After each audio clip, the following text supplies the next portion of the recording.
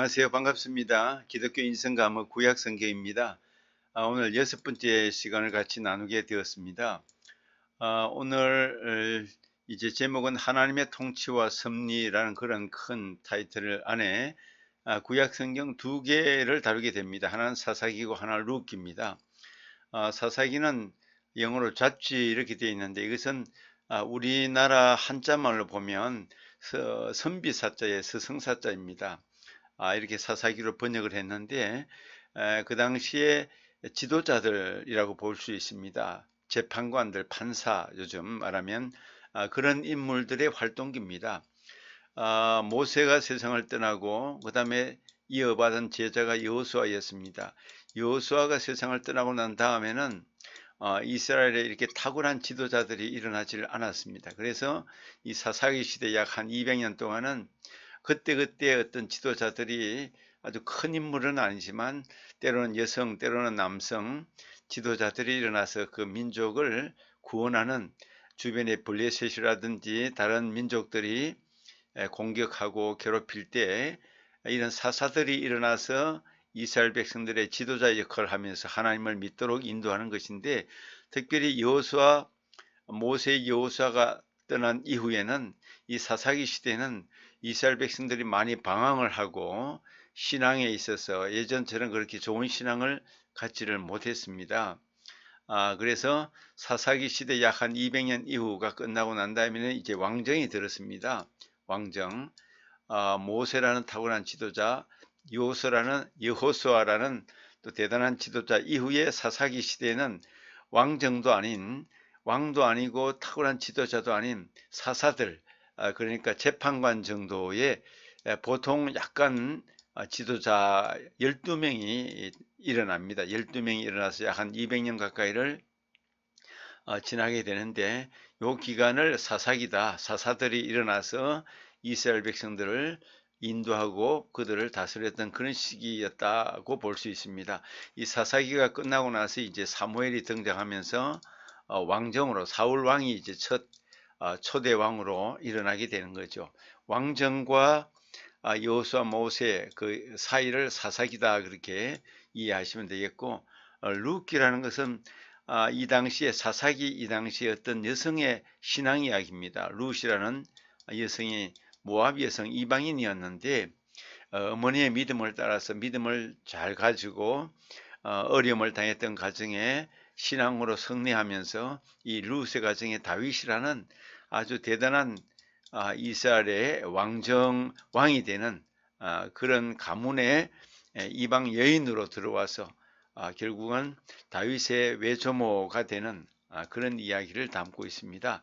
자, 이제 우리가 모세 오경이 끝나고 여호수아가 끝나고 이제 사사기로 들어왔습니다. 사사기와 룻기인데, 룻은 한 여성의 신앙 이야기고, 이 사사기 약 한 200년 정도의 12명의 사사, 12명의 재판관, 12명의 리더가 그 당시에 태어났다 그렇게 이해하시면 되겠죠. 예, 전체적으로 이제 사사기와 룻기 했는데, 사사기를 우리 한자리는 사자를 쓰고 스승사자, 이런 사자를 씁니다. 사사기, 재판관들이다 그런 뜻입니다. 12명의 재판관이 일어나서 다스리던 시대에 그렇게 이해하시면 이해하기가 쉬울 것 같습니다. 자, 하나님의 통치와 12명의 사사 이야기, 이렇게 제목을 잡고 있죠. 12명의 사사. 이들은 모세라든지 여호수아처럼 탁월한 지도자는 아니었지만 당대에 일어나서 외부의 세력, 침략 세력, 또 이스라엘 백성들이 방황하고 하나님 계명을 어기고 자기 마음대로 살 때에 하나님이 주시는 심판을 이기고 그 민족을 이끌었던 그런 12명의 사사 이야기다, 이렇게 말씀할 수가 있겠죠. 자, 여기도 설명이 있습니다. 여호수아의 죽음 이후에 왕정 체제, 왕은 사울 왕이 첫 번째 왕이고 두 번째 왕이 다윗 왕입니다. 1대 왕이, 초대 왕이 사울 왕.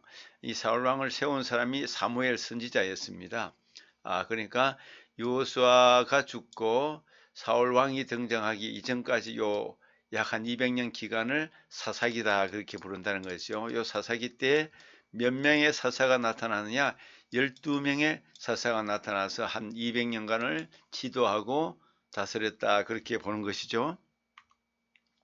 자, 근동 지방 전역에 걸쳐 거대한 민족 이동이 이루어지던, 역사적으로 보면, 세계사적으로 보면 이 근동 지방에 민족적인 이동이 많이 이루어지던 그런 시대였다, 그렇게 이해할 수 있고, 소아시아의 히타이트족, 미노아족, 미케네족들이 이렇게 거대한 문명들이 만들어졌다가 다시 멸망되는 그런 과도기를 거치게 되고, 근동 지방에서는 철기 문화가 시작되는 그런 시대였었죠.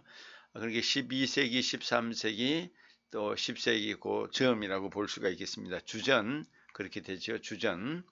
블레셋인들의 해변 평야 지역, 그러니까 지중해 옆이죠. 해변, 지중해 옆이 블레셋이 살고 있었는데, 이들과의 늘 갈등이 많이 있습니다.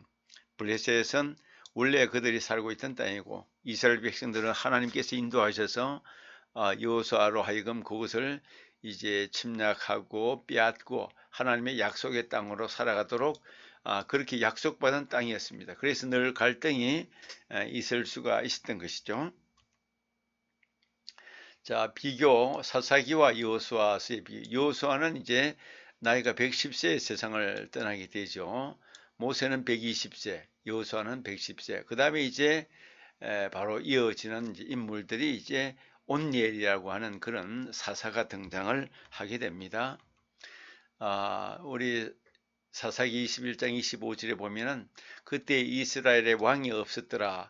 왕이 없었다고 그렇게 됩니다. 그래서 이제 이스라엘 백성들도 다른 이웃 민족을 보니까 블레셋이라든지 암몬이라든지 주변의 미디안이라든지 이런 왕들을 보니까 그들은 왕정 제도를 갖고 있었습니다. 이방인들이.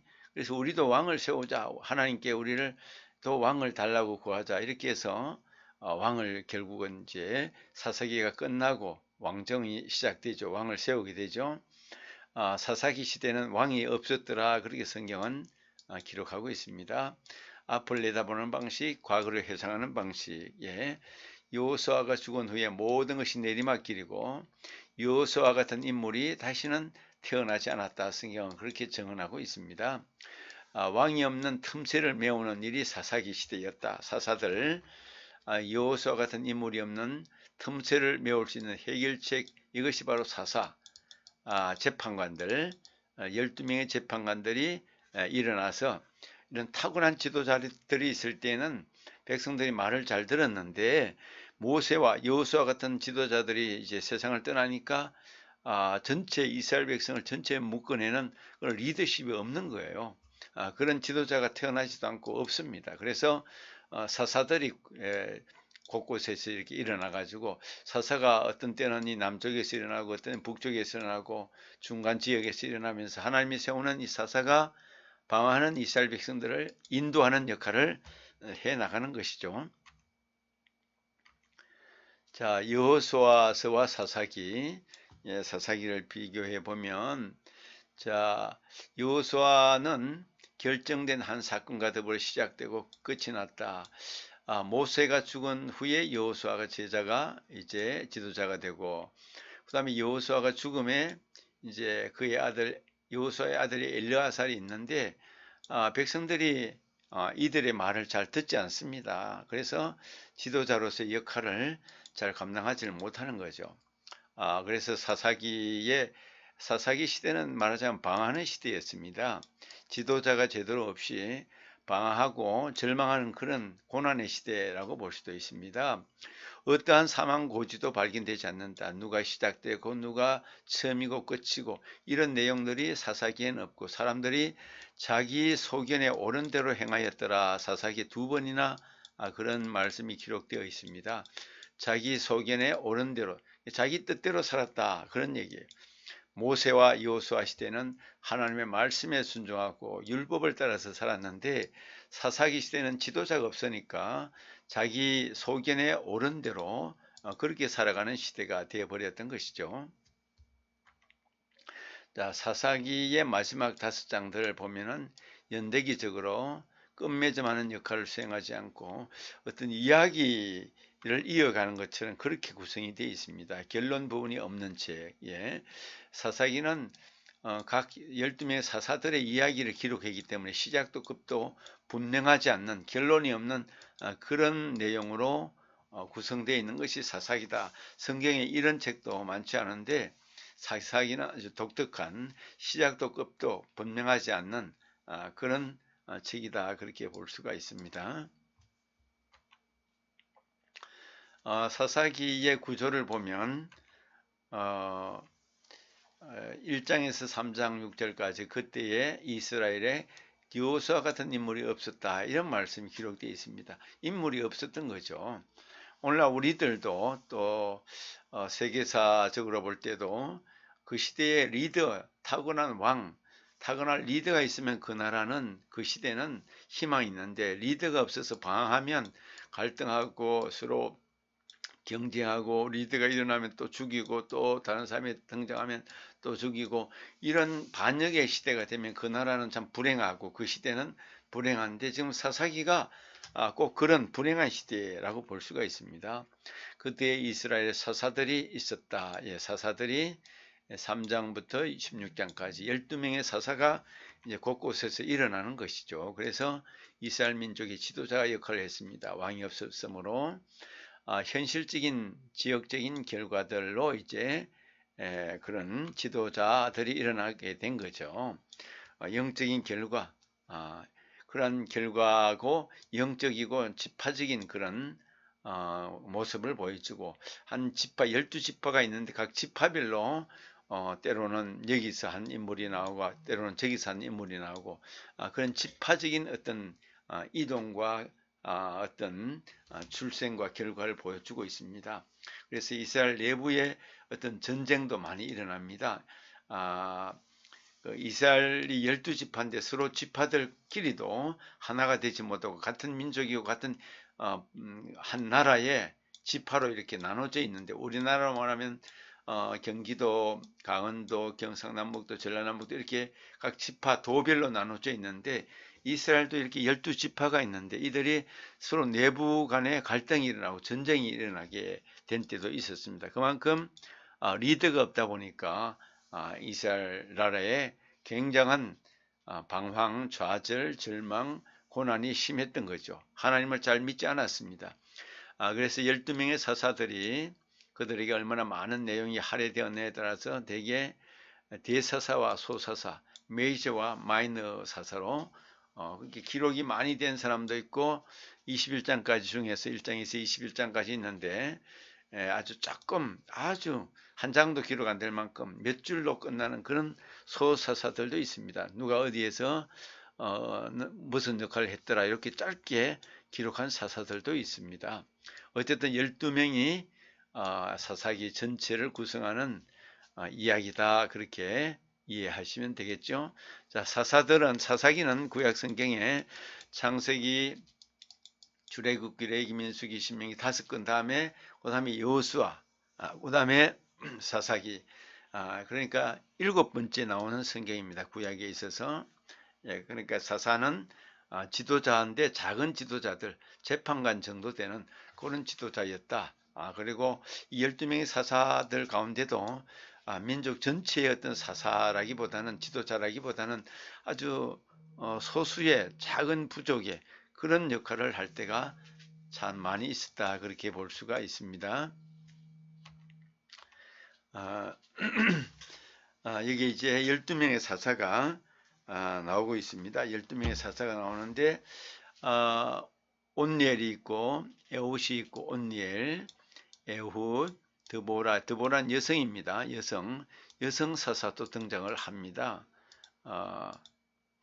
예, 성경에 여성 지도자들도 종종 있거든요. 온니엘, 에훗, 드보라, 라피도스의 아내 드보라, 기드온. 예, 기드온이 유명한 그런 사사죠. 전쟁에서 승리하는, 미디안과 전쟁에서 승리하는 기드온. 입다, 그리고 삼손.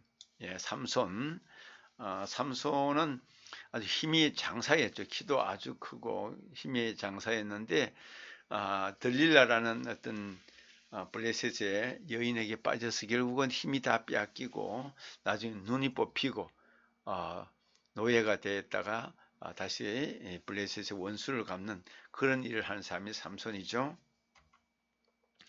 자, 그 다음에 여기 있는 사람들이 주로 대사사라면 밑에 소사사는 삼갈, 돌라, 아일, 입산, 엘론, 입돈 이런 분들은 성경에 아주 양이 적게 기록이 되어 있습니다. 하나, 둘, 셋, 넷, 다섯, 여섯, 일곱, 여덟, 아홉, 열, 하나, 열둘 이렇게 12명의 사사 이야기가 사사기 전체의 내용이다. 온니엘, 에훗, 드보라, 기드온, 입다, 삼손, 삼갈, 돌라, 아일, 입산, 엘론, 입돈.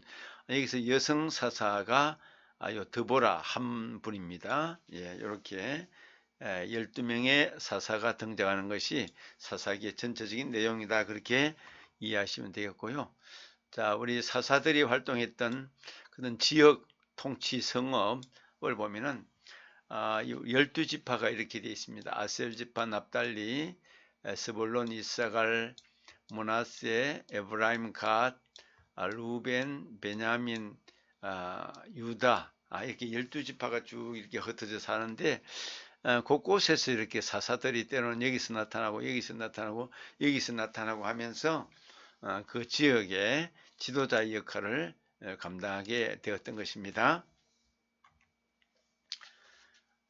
예, 여기 이제 다시 한번 인물들이 나오죠. 삼갈은 여기서, 엘론은 여기서, 기드온은 여기, 돌라, 압돈, 드보라, 삼손, 입산, 온니엘, 에훗, 입다, 야일 이렇게 12명의 사사들이 각 지역별로 같은 동시에 일어난 것은 아닙니다. 한 200년에 걸쳐서 각각 시대별로 다르게 나타나서 그 민족을 지도자로서 구하고 동네를 구하고 지역을 구하는 그런 일들을 하게 된 것입니다. 자, 평상시에는 이스라엘 백성들의 법적인 문제, 사람들이 살면 항상 옛날에나 지금이나 갈등이 있죠. 이웃 간의 싸움, 땅 문제, 뭐 여러 가지 법적인 문제가 일어났을 때 사사에게 가지고 와서 사사가 재판관 역할을 하게 되었습니다. 그러나 이제 전쟁이 일어날 때 이웃의 블레셋이라든지 미디안이라든지 이런 전쟁이 일어날 때는 이 사사들이 앞장서서 싸움에서 지도자로서 제일 앞에 나가서 그들을 몰아내주고 전쟁에서 승리하도록 이끄는 그런 역할을 했습니다. 이런 분들이 사사였다는 거죠.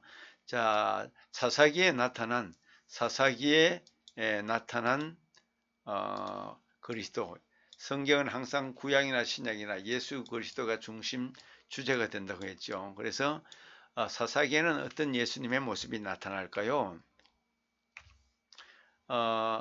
다양한 인간 군상을 집대성한 사사들의 모습 속에서 때로는 이제 망설이는 농부의 모습으로, 여선지자로, 왼손잡이 암살자로, 쓸모없는 뜨돌이로, 성적인 것에 집착하는 나시린, 이 사람은 이제 삼손을 말하는 거죠.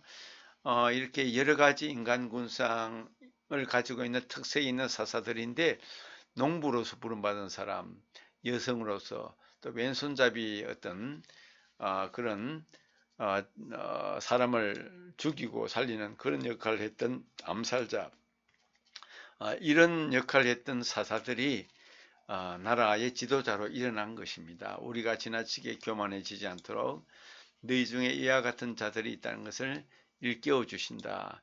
하나님께서는 이렇게 부족하고 연약하고 대단한 인물이 아닌 것 같은데도 하나님의 나라를 위해서, 하나님의 영광을 위해서, 하나님의 백성을 위해서 쓰임받도록 뽑으시고 일하시는 우리 하나님이신 것을 우리가 알 수가 있습니다. 자, 그들이 무지하고 제대로 순종하지 못하고 얽히고 설킨 그런 동기들을 가지고 있지만, 우리들도 사실은 오늘 하나님을 믿고 알고 있다고 하지만 우리들도 별로 다르지 않다는 것이죠. 하나님의 은혜에 의해서 하나님의 용서하심과 사랑과 은혜로 우리가 죄를 씻음받고 거룩하다, 의롭다 하심을 입었다. 내 힘이 아닌 하나님의 은혜였다, 그런 뜻입니다. 나라들을 이기기도 하며 의를 행하기도 하며 약속을 받기도 하며, 모든 것이 하나님의 약속의 언약 속에서 우리가 거룩한 백성으로 살아가는 거죠.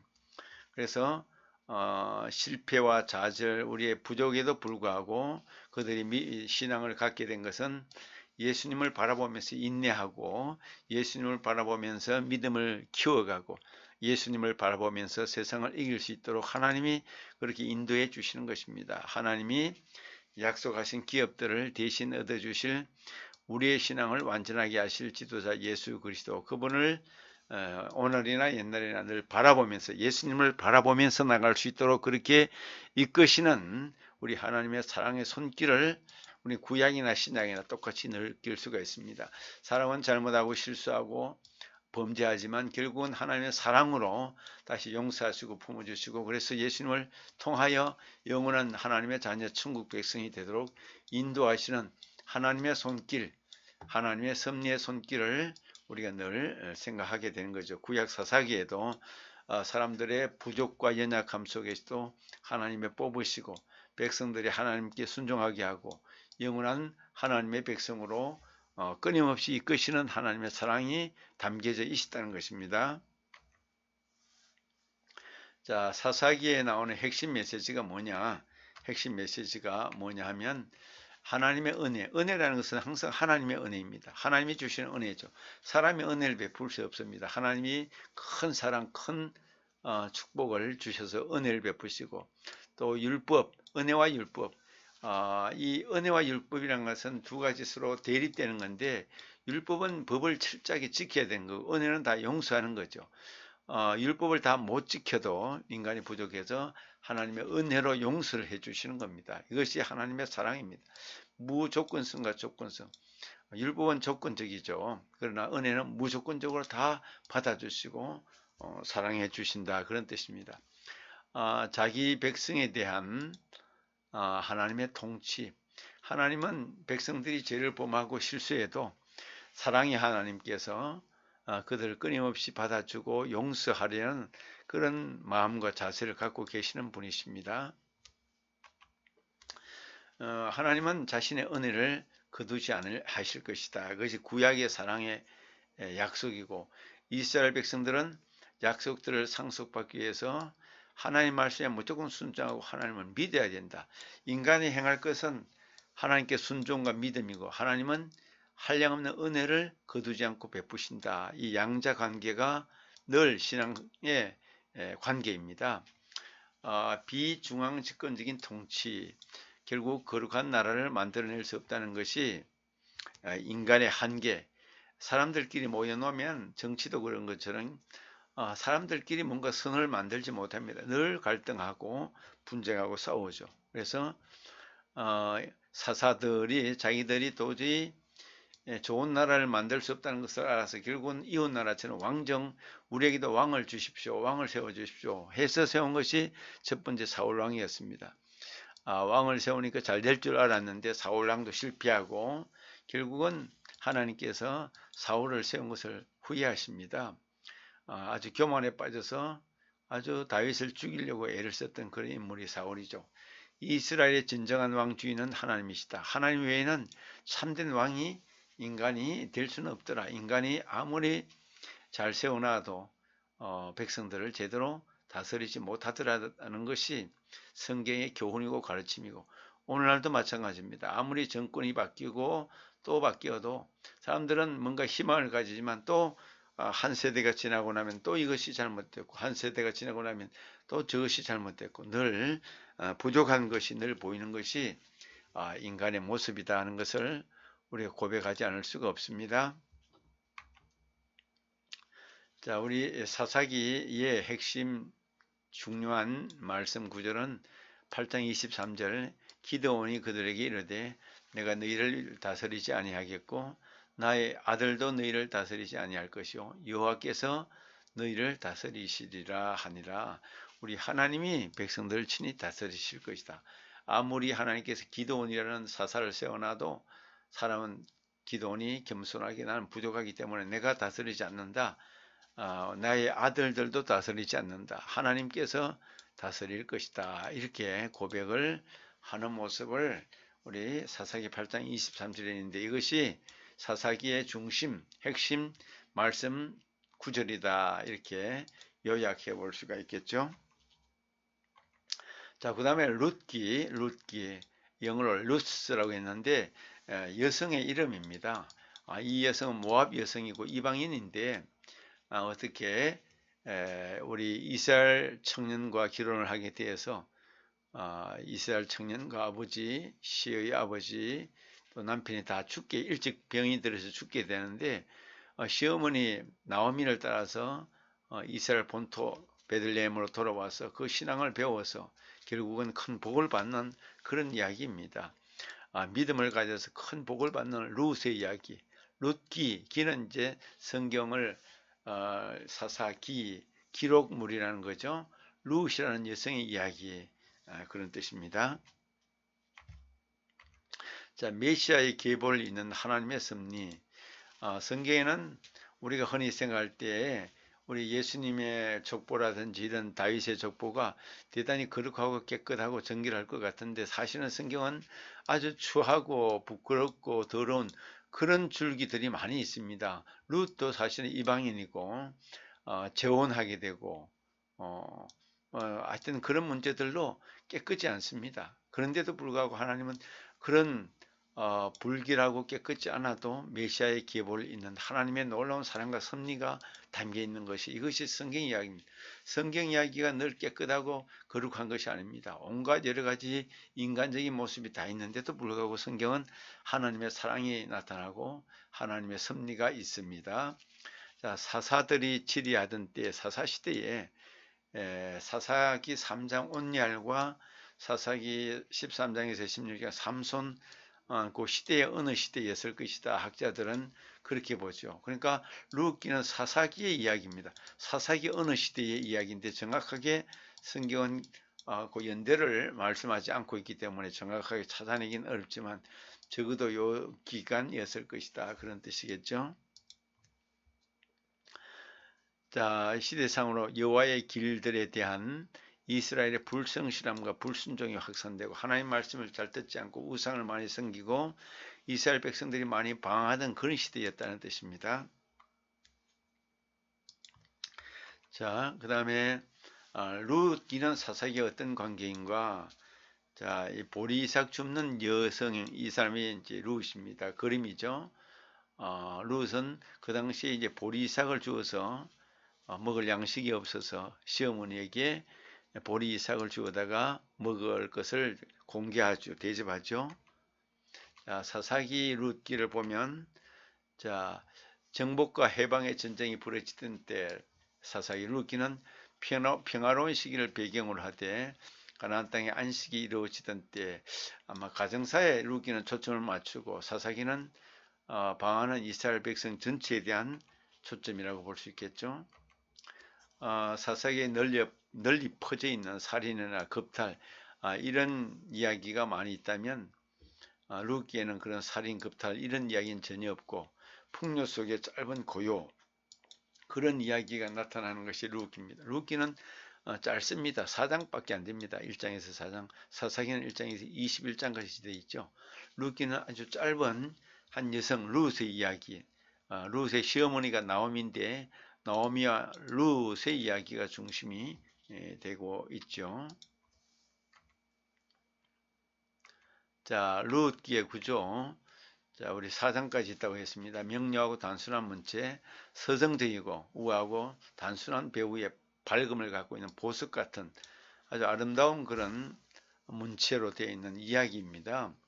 1장에서 1절에 5절까지는 엘리멜렉과 그의 가족이 모압으로 이주한 흉년이 들어서 엘리멜렉이 남편이고 나오미가 아내고 룻은 그러니까 며느리고 이제 두 아들 기론과 말론이 있는데 엘리멜렉과 함께 남자 셋이 다 죽습니다. 아버지도 죽고 두 아들도 죽고 그래서 남은 것이 이제 나오미는 시어머니, 룻은 며느리, 또 오르바라는 다른 며느리가 있는데 오르바는 자기 고향으로 돌아가죠. 그래서 남는 사람은 남자들 다 죽고 한 모압으로 이사간 지가 한 10년이 됐는데 베들레헴 이스라엘 땅에서 모압 땅으로 이사간 지가 10년쯤 됐는데 다 죽었어요. 남자들은.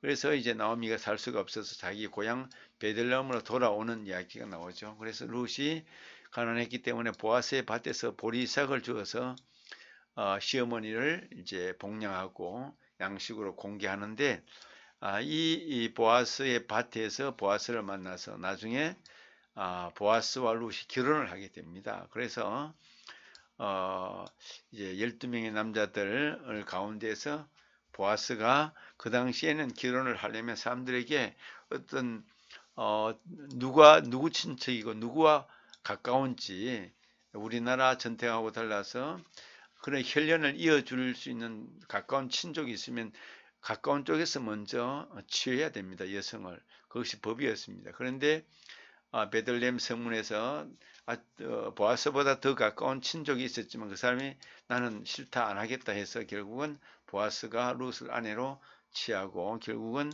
오벳을 낳고, 오벳을 낳은 다음에 이제 이세를 낳는데 이세가 다윗의 아버지가 되죠. 그래서 결국은 다윗의 정조모가 되는 것이 룻입니다. 참 놀라운 하나님의 섭리 속에 이런 이야기가 이루어지죠. 자, 우리 처음 두 배경은 궁핍과 가난에 초점을 맞췄고, 마지막은 이제 풍요와 결실, 공동체, 생명, 희망에 초점을 맞추는 그런 내용이 룻기의 내용이다. 그렇게 보시면 되죠. 나오미와 룻이 빈손으로 돌아오지만 고향으로 결국은 보아스와 결혼을 하게 되고 출산을 하고 추수를 하게 되면서 아주 부자가 되는 그런 큰 축복을 받는 그런 은혜를 누리게 되죠.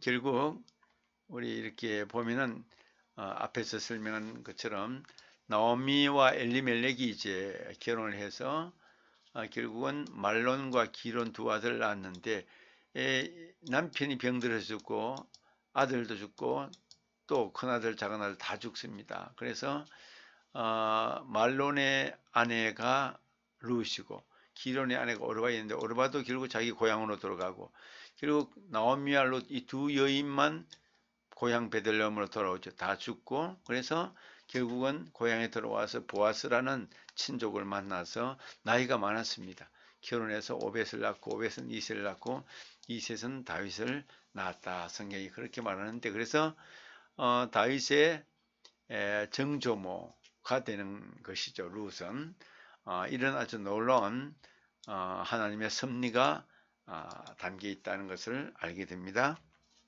그것이 바로 룻기입니다.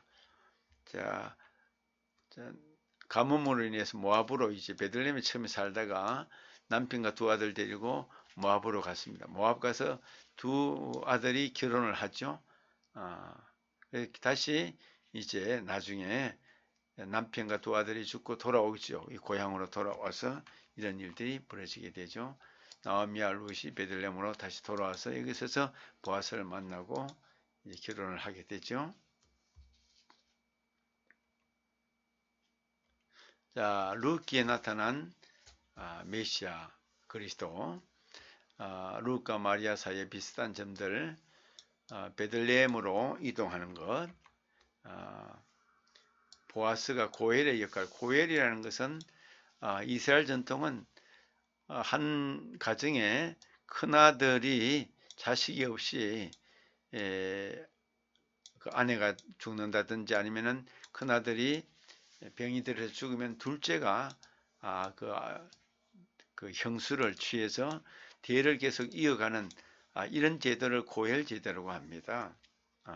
그래서 보아스가 결국은 고엘 제도와 같이 룻과 결혼해서 그 대를 이어가게 된 것이죠. 하나님께서 백성들을 구속하실 때 기적적인 섭리를 통해서 다스리신다. 그리스도가 십자가 체형 하나님께서 감춰 주신 그 배후에 예수님의 어떤 상징이 보아스 속에 담겨 있다. 그가 하나님께서 정하신 뜻과 미리 아신 대로 내준 바 되었거늘 너희가 법 없는 자들의 손을 빌려 못 박아 죽였으나 하나님께서 그 사망의 고통에서 풀어 살리셨으니 이는 그가 사망에 매여 있을 수 없었습니다. 사도행전에 나온 말씀이 바로 이런 그 보아스가 예수님의 역할을 했다 그런 뜻이 되겠죠. 구약에서.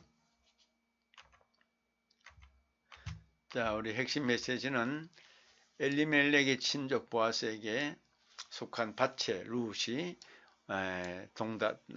도달해서 우연히 만났는데, 사람으로 볼 땐 우연이지만 하나님께서 그렇게 만나도록 인도하셨다, 그렇게 보는 거죠.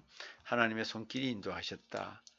그래서 이야기 끝에 이 모든 것들이 영화의 끝에 주인공이 만나는 것처럼 하나님의 섭리는 인생의 끝에 가보면 모든 것이 드러나게 된다, 그런 뜻입니다.